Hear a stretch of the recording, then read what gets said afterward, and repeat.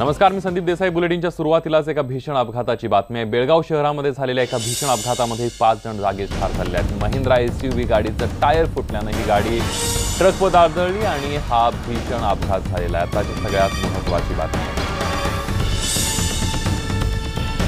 अधिक माहिती घेऊया. संदीप राजगोळकर आपले प्रतिनिधी आपल्या सोबत आहेत. संदीप, या अपघातामध्ये एकूण 5 जण जागीच ठार झाले आहेत आणि 1 जण अतिशय गंभीर जखमी आहे. खरं तर औरंगाबाद मधनं एका गाडीतून 6 जण हे बेंगलोरला निघाले होते आणि त्यावेळेला हा अपघात झाला.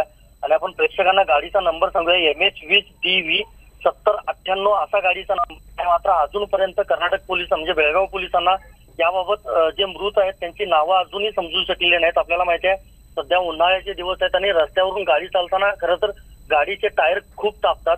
आणि ज्यावेळी गाडी औरंगाबादवरून कोल्हापूरमध्ये आली आणि कोल्हापूरमधून बेळगाव मार्गे बेंगलोरला जाताना बेळगाव शहराजवळचे श्रीनगर गार्डन आहे, त्या गार्डन जवळ गेल्यानंतर गाडीचा टायर हा ब्लास्ट झाला. हा मागचा टायर असल्याची आपल्याला प्राथमिक माहिती मिळते.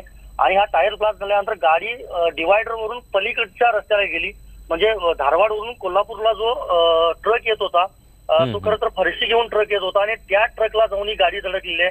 त्यामुळे दोन्ही वाहनांची समोरासमोर धडक झाली आणि आपण फोटोमध्ये बघू शकतो की गाडीचा पूर्णपणे चेंदामेंदा झालेला आहे. बेळगावचे पोलीस त्या घटनास्थळी पोहोचले आहेत आणि मृतांची जी ओळख आहे ती पटवण्याचं सध्या काम चालू आहे. आणि 1 जण जो गंभीर जखमी आहे त्याला सध्या बेळगावच्या सिव्हिल रुग्णालयामध्ये उपचारासाठी दाखल करण्यात आलेला आहे. संदीप, अगदी धन्यवाद संदीप, तुम्ही दिलेल्या संपूर्ण माहितीबद्दल.